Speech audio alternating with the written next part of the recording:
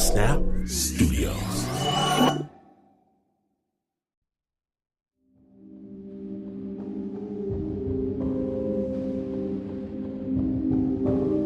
Late Friday, I get off the BART train. In the bad old days, downtown Oakland near City Hall is deserted. Nothing but boarded up windows, locked doors. And with 4 women, 3 guys, friends walking huddled close for safety, head on a swivel, don't want no funny business. And then, like from a fairy story, we hear the peals of a bagpipe. What? Who knows? Maybe there's some underground Scottish thing going on. Let's maybe check it out. This music. Pied Pipers us along, and there, between 2 dark buildings, warm light spills onto the sidewalk, an open door, and there are people. Old people, young people, mothers holding babies, men hugging old friends, laughing, shouting, singing, grandmothers dancing to the bagpiper, throwing back tiny glasses of something that looks alcoholic in the window. A small, handwritten sign reads, Bulgaria at night. We peek in like wild-eyed refugees and we're greeted with smiles, with slaps on the back.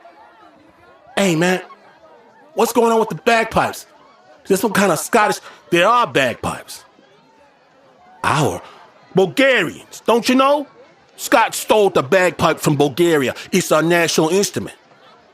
Then he's pressing the cups of something called raka into our hands. One sip, and I almost go blind. Some kind of crazy Balkan moonshine. They laugh as I stagger. Pour another. There's food. Thick, blood-red sausages. A woman shoves spiced beef into my mouth. Cabbage rolls. And cubes of cheese that don't come from a cow.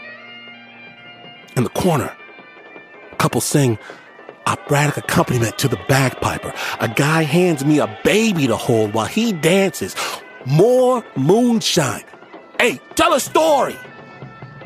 Alcohol gives me courage. My tail makes him laugh and pour more moonshine. At a table, an old man slams my buddy's wrist down at arm wrestling. Everybody else is dancing, eating, dancing, laughing, drinking, dancing, spinning. We finally stagger away from Eastern Europe, back onto the streets of Oakland. 4 a.m, smiles on our faces, songs in our heart, 50 brand new best friends, and I know exactly where I'm spending every weekend for the rest of my life with my people, the Bulgarians. When I return the next night, there's no warm light, no sign, no bagpipes, nothing. And I know it was right here. I know it. My friends, over days, we give search empty. I even look online, Bulgaria at night. Scarce brief mentions, a few broken links. What? And this was years ago. Every once in a while, I see one of us who walked into the light that night, one of us who was there. We look at each other in the eyes. That happened, right? We were there, right? Right? Here's the thing. Every once in a while, I still go by that spot. I'm still looking for that sign. Believe me, this time, if I hear bagpipes, I don't know if I'm coming back.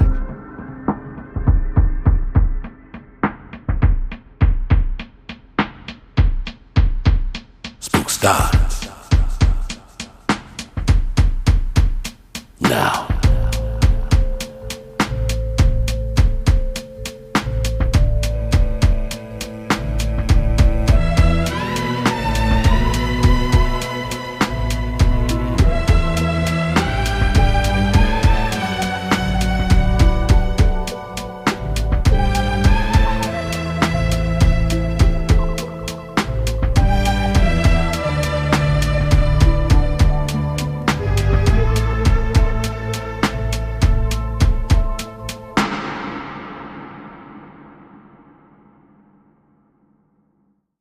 Snap Judgment is brought to you by Progressive Insurance. Fiscally responsible, financial geniuses, monetary magicians. These are things people say about drivers who switch their car insurance to Progressive and save hundreds. Visit Progressive.com to see if you could save. Progressive Casualty Insurance Company and affiliates. Potential savings will vary. Not available in all states or situations.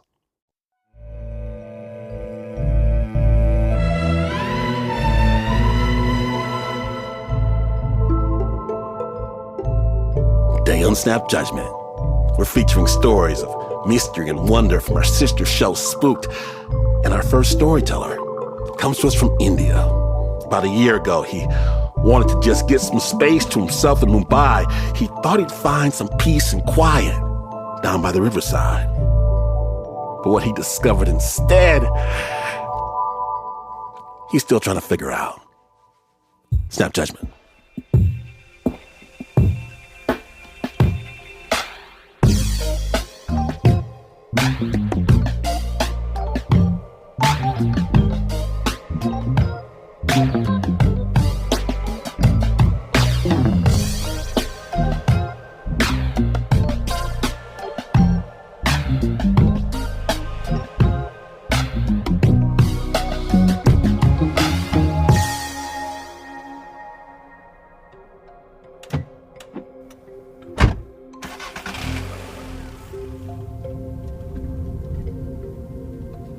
I went on this trip with 3 of my friends because we were bored.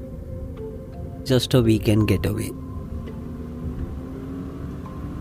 We started early. We left our city. We took a long drive towards the countryside. We are joking. We are laughing. We were there by 11, 12 during the day. This was right in the middle of nowhere. A remote village kind of a place, and I could see a very small beautiful lake out there, and over this side we have just a small trailer where we can get our food. Also there were small tents to sleep on and a small bonfire place. That's it, nothing much. I was like, that's fine, I can spend 2 days here very comfortably. The host wasn't available that day. There was only the cook who would just help us out in whatever we need.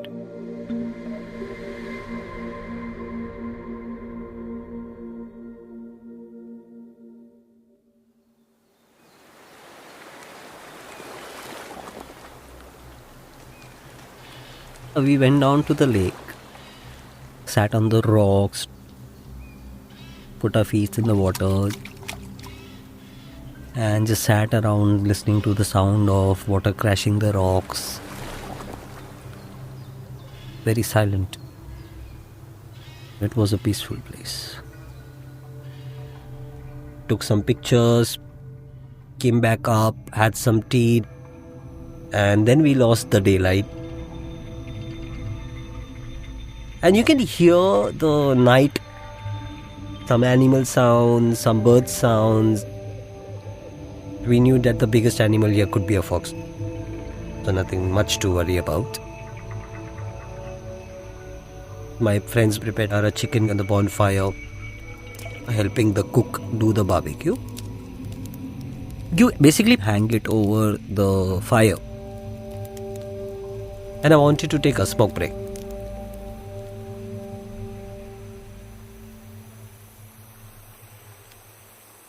Across the lake is some mountains, and on my right hand side there is a small river.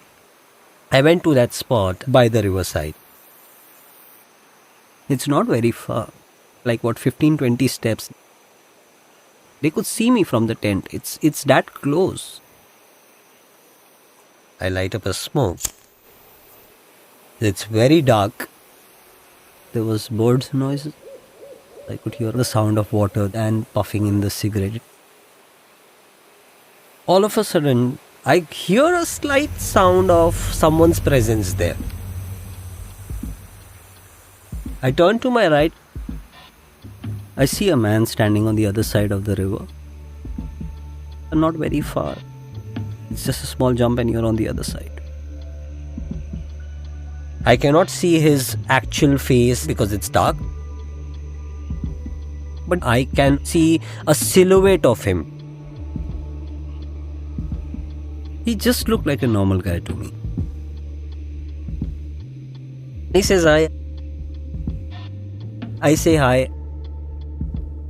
I was like, how is this place? I'm here for the first time. He's like, oh, so you don't know much about this place. I'm like, okay, enlighten me. This cook who interrupted me saying, sir, please come up. I don't know why he was calling me, but I just ignored him and I continued my conversation.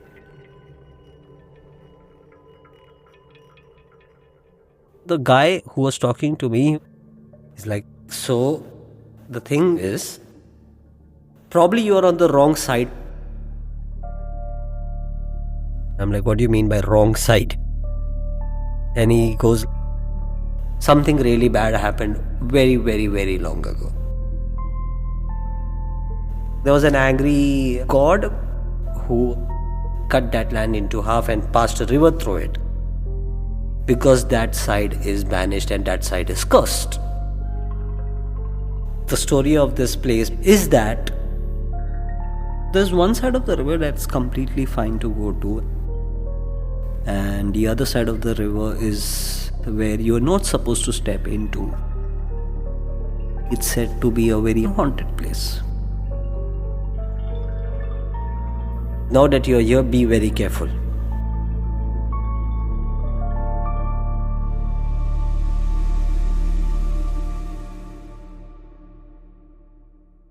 The first reaction that I had was, a random person is trying to bully me. Or you're trying to scare me? Okay, fine. I'm not going to buy it. I was like, okay, it's nice meeting you. I need to go back now. And I left. While I walked, I'm like, look at this place. What do I have to worry about here in such a nice place? I walk back up to the tent and just sit back with my friends and start chilling again. Listening to music, having barbecue, talk about random things. Chicken was delicious. I did not mention to anyone that I met someone. It just slipped my mind. I'm talking to my friend who came along with us. He's the guy who always researches on everything. As he tells me, this place has a story to it. I'm like, yeah, what's the story? Very seriously, he tells us, there is a side of the river that is cursed.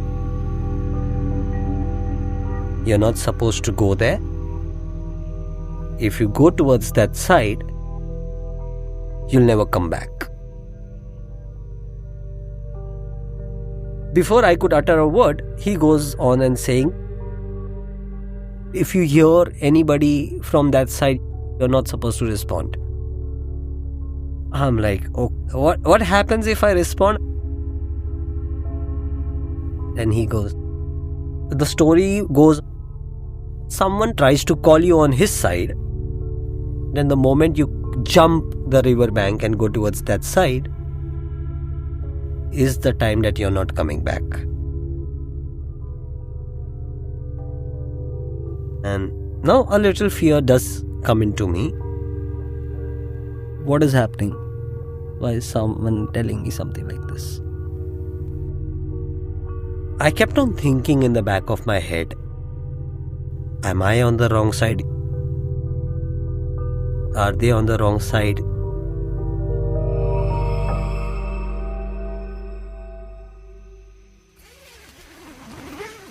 I tried to go back to my tent and take a small nap. 1 hour passed, I cannot fall asleep. I was like, you know what, let me just go back to the river bank and see if I can see someone again. And I go back to the riverside again. Now, when we were kids, the thing that we were told about paranormal things or ghosts and stuff was light up any sort of fire, the ghost will never come near.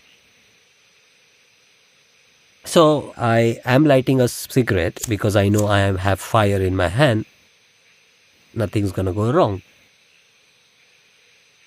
I'm standing there listening to the silence of the river, and then I again hear someone's presence.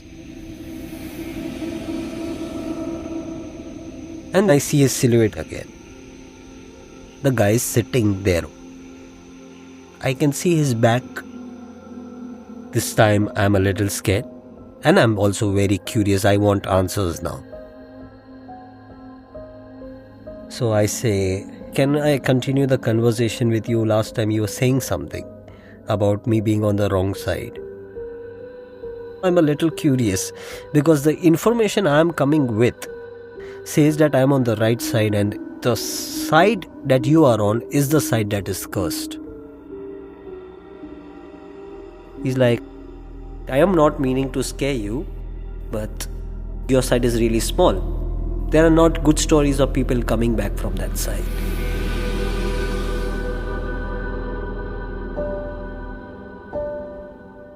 All of a sudden, my cook comes and calls me, and he's like, Sir, what are you doing? Come up.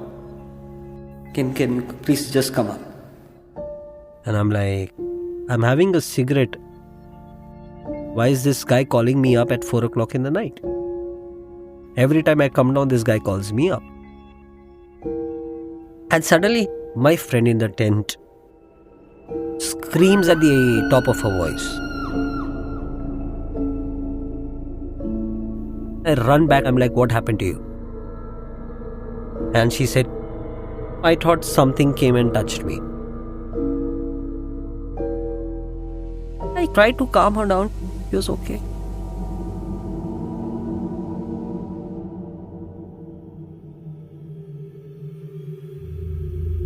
The mystery continues right after this break. Stay tuned.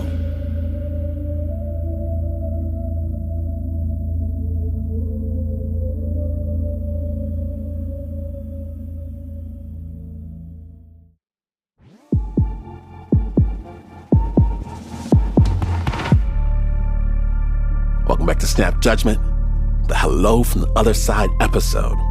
Today, we're bringing you stories of the shadow from our evil twin podcast, Spooked. We return down by the riverside, and we are not alone. No, we are not alone. Spooked.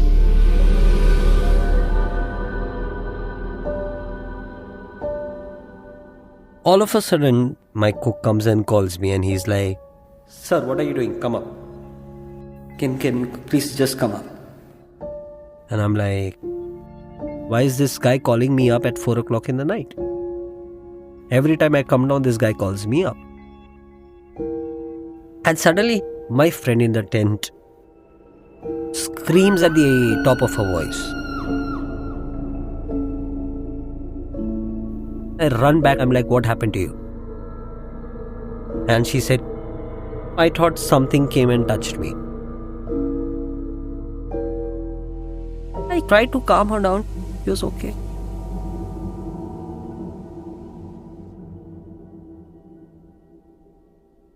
I get inside my tent. I take a small nap.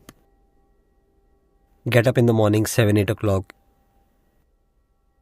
I get out of my tent and I tell my friend, why did you scream last night? And she says, when did I scream? I'm like, last night I was smoking on the riverbank. You screamed at the top of your voice. You said that you felt like something touched you. She's like, no, I don't remember screaming. I'm like, okay, you must have forgotten.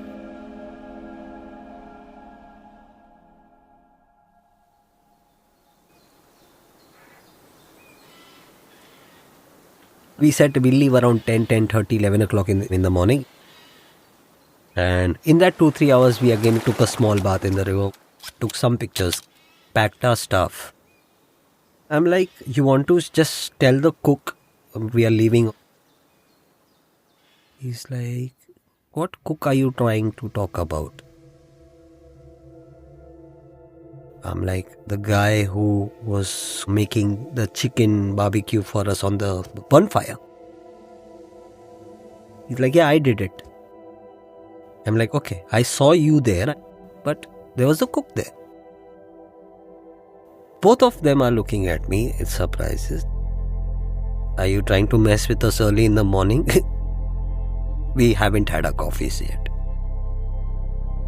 Now there's a small shiver in me.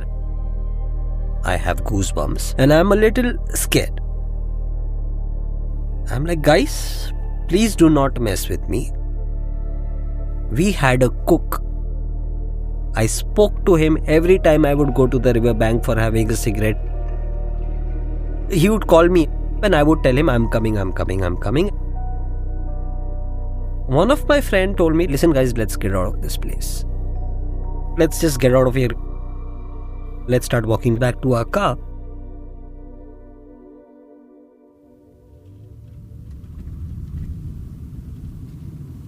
There was silence for some time until we hit the main road highway. The moment we hit the highway, we started talking about it again. And I'm like, guys, I saw the cook. I spoke to the cook. I saw you helping him do the barbecue. He's like, there was no cook there. And then he says, you know what else was weird? Every time you're going on the riverside, we hear you talking to someone. Why were you talking out loud to yourself? I'm like, I'm not talking out loud to myself. I was talking to someone on the other side. And he's like, all we know is, we would overhear you talking out loud. Why were you shouting, I'm coming again and again? I was like, that cook was calling me. They're like, there was no cook.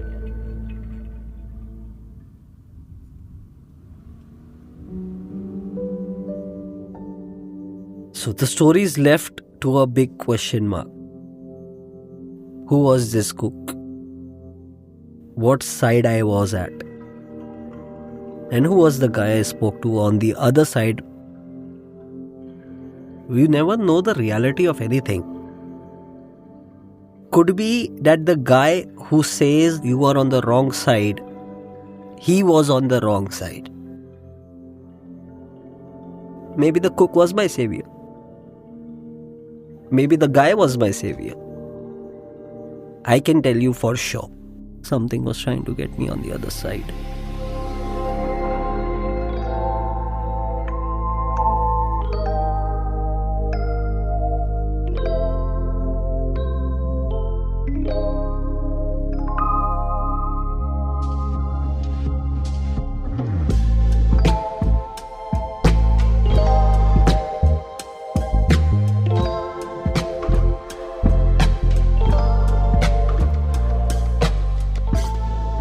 Big thanks to our storyteller for coming back to tell his tale. The original score is by Nicholas Marks. It was produced by Ann Ford. Know this, not only is the Spooked Podcast available each and every week wherever you get your podcasts, now you can see the magic yourself. Get spooked on YouTube and peek behind the shadow. The mystical, magical, monstrous Spooked Podcast. I don't know if you've noticed, but there's an awakening happening right now. Things that people were reluctant to utter just a few years ago, a few months ago, are now finding a receptive audience. Like we're starting to collectively realize that there exists far more than meets the eye. And if you have a story, an encounter, an ability that you think the world needs to know about, you are right. The world does need to know. We need to know. Let me know. Spooked at snapjudgment.org, because there's nothing better than a spooked story from a spooked listener. We want to hear it. We want to share it with the spooked world. Spooked is brought to you by the team that loves to first warm their hands by the fire. Except for Mark Ristich. He likes to first warm his other side. Now there's Davy Kim, Zoe Ferrigno, Ann Ford, Eric Yanez, Teo Ducot, Marissa Dodge, Miles Lassie, Doug Stewart, Paulina Creaky, Elizabeth Z. Pardue, Aditya Matu, Lulu Jemima. The Spook theme song is by Pat Mesiti-Miller. My name is Glenn Washington. And I went to yoga class. And the beautiful yoga instructor told me to stand up straight, then reach down without bending my knees and put my hands under my feet. What? I'm lucky to touch my knees, much less my toes. And I felt hot shame as everyone looked at me and laughed. But I tried. And I tried again the next day and the next, and I noticed something. My toes aren't getting any closer now. But I look around, and no one's laughing. Not my beautiful teacher, not the beautiful people. No, they're smiling. They never laugh. This is all in my head. Like when I stop drinking for a while and I think people will see and point and ask me what's wrong, what's going on. But people don't care. And if they do, they don't call me out. They give me love, like the monster opened its maw and it grins. Blessings sometimes wear shadow as their disguise, and I wonder how many I've missed. How many blessings I've rejected because of my fear. I cannot afford to waste blessings anymore.